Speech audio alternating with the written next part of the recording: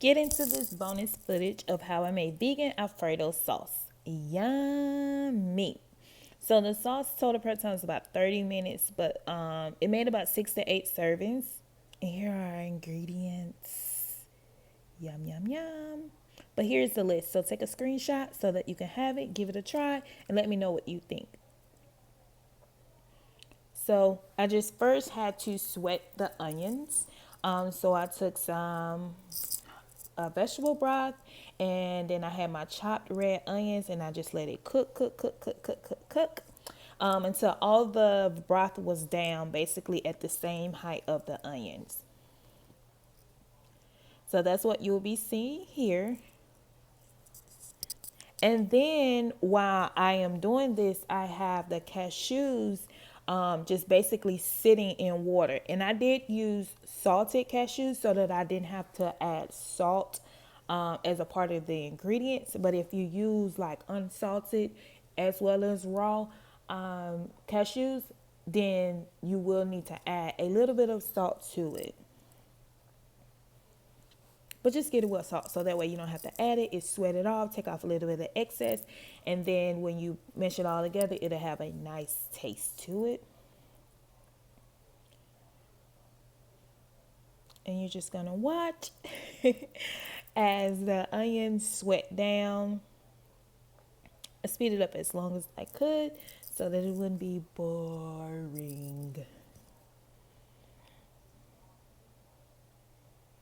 But not a lot of people know this about me, but I prefer vegetarian, vegan, or even pescatarian meals over any other type of meals. So I was so excited to find an Alfredo sauce that didn't have a bunch of dairy products in it. And then, because the one that I was going to make from scratch used heavy cream, and I was like, I really don't want to use heavy cream. So I decided to let me just search a vegan one and found all of the ingredients down at my Publix. Another thing you probably learned about me, I love Publix. So the onions are starting to boil. They're going to sweat on down. The broth, they're going to be on the same level.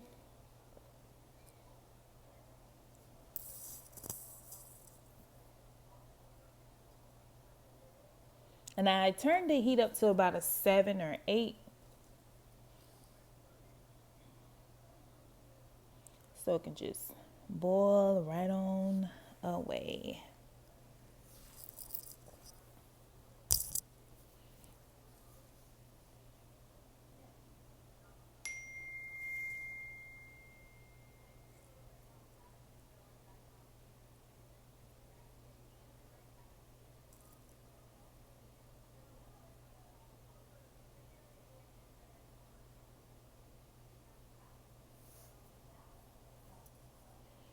And we're boiling and boiling and boiling. No, I can't sing.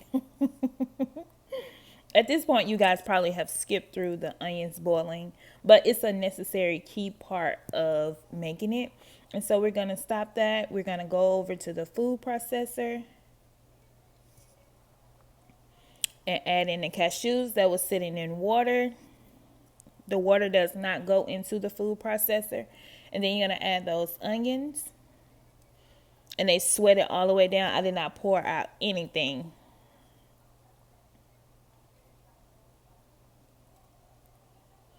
And then our garlic, oops. Some of the oil that the garlic is in spilled over, and it was still spilling. But I used about a half a cup of minced garlic. Some lemon juice. I was lazy. I didn't squeeze lemon. I just bought it like that. And nutritional yeast. This was probably the most difficult thing to find, but it's by the seasoning section in case you want to give it a try. And then some black pepper.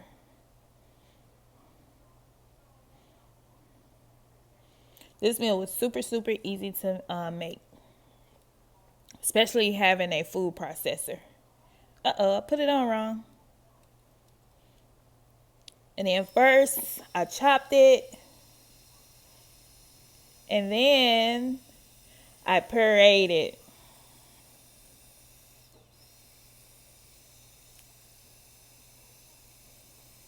And I just kept doing this until it was smooth. I didn't want it to basically still have that grainy taste of the cashews, which is why we let them soak. But I also wanted to try it out. So I would mix it up, making sure that it is coming along just fine. And in order to have it smooth, you add more broth to it, which is probably why I made so much. So I added another cup of broth.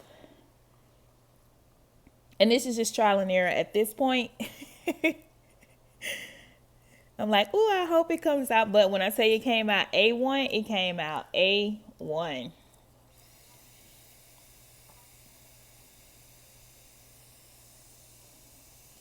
And we're blending, we're chopping. I go between chopping and pureeing.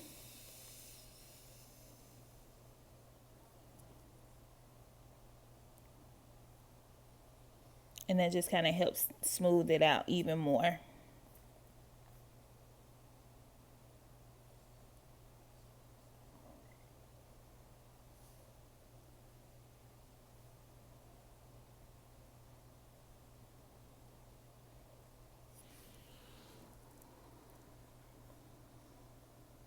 And you can hear me changing back and forth between the two. So you chop some and you puree some.